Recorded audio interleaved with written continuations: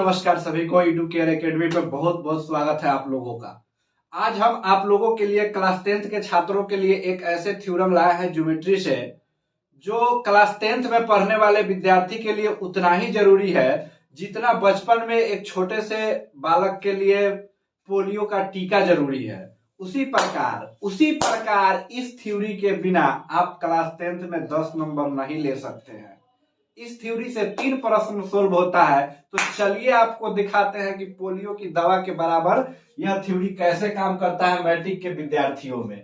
यदि किसी त्रिभुज के किसी एक भुजा के समांतर कोई रेखा खींची जाए तो अन्य दो भुजाएं एक ही अनुपात में विभाजित हो जाती है। इस बात को समझिएगा कि किसी त्रिभुज में, जैसे कि यहाँ पे एक त्रिभुज लिखा गया है, पहले से मैं डायग्राम बना के रेडी रखा हूं। जैसे कि यह त्रिभुज एबीसी आप लोगों को दिख रहा है और इस त्रिभुज में एक बीसी भुजा के समांतर डीई साइड है और उसके बाद में यह एनडी लाइन खींचा गया है और एमई लाइन खींचा गया है, डीई लाइन खींचा गया है और डीसी लाइन खींचा गया है। तो इससे किस प्रकार के सवाल आते हैं और यह थ्योरम याद कैसे रखें, पोलियो की दवा 2 घूंट 2 बूंद जिंदगी के लिए, उसी प्रकार याद रखना है कि थ्योरी आपका कह रहा है यदि किसी त्रिभुज के किसी एक भुजा के समांतर कोई रेखा खींची जाए तो अन्य दो भुजाएं एक ही अनुपात में विभाजित हो जाती है। तो चलिए विभाजित करते हैं। कौन कौन विभाजित होता है इस त्रिभुज को देखेंगे।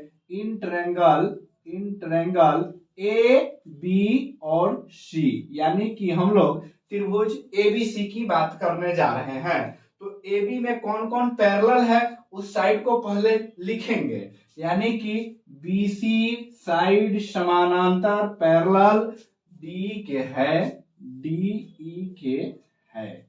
तो चलिए देख रहे होंगे आप लोग सभी छात्र पोलियो की इस वैक्सीन को कि बीसी समांतर डीई है, यानी कि बीसी के समानांतर डीई साइड है। तो अब किस प्रकार इसके रेशियो को याद रखेंगे, तो यहां से देखेंगे सबसे पहले डीबी, सबसे पहले क्या, सबसे पहले डीबी, उसके बाद में डीए। तो इसी को आप सुधार के लिख सकते हैं एडी बटा डीबी।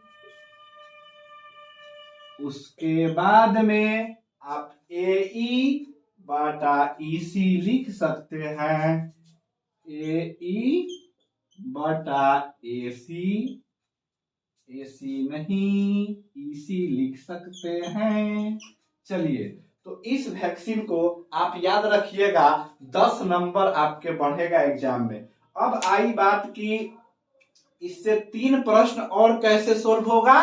तो 3 प्रश्न कैसे सोल्व होगा, इसके जितने भी फॉर्मेट है सबको अलग अलग करके हम अभी आपको समझाएंगे। उससे पहले यहां से 3 फॉर्मेट बनता है, इस फॉर्मेट को अलग कर लेंगे हम, यानी कि इस रेशियो को आप लोग याद रखेंगे। यह मैट्रिक के एग्जाम में जो सबसे ज्यादा पूछे जाने वाला प्रश्न है, यह एक वैक्सीन के काम करेगा आप लोगों के लिए।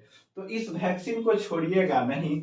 जैसे यह त्रिभुज एडीई है तो इस त्रिभुज को हम यहां से फॉरगेट कर लिए, इस त्रिभुज को यहां से हम अलग कर लिए, ए डी सेम नाम देंगे, ए डी और ई।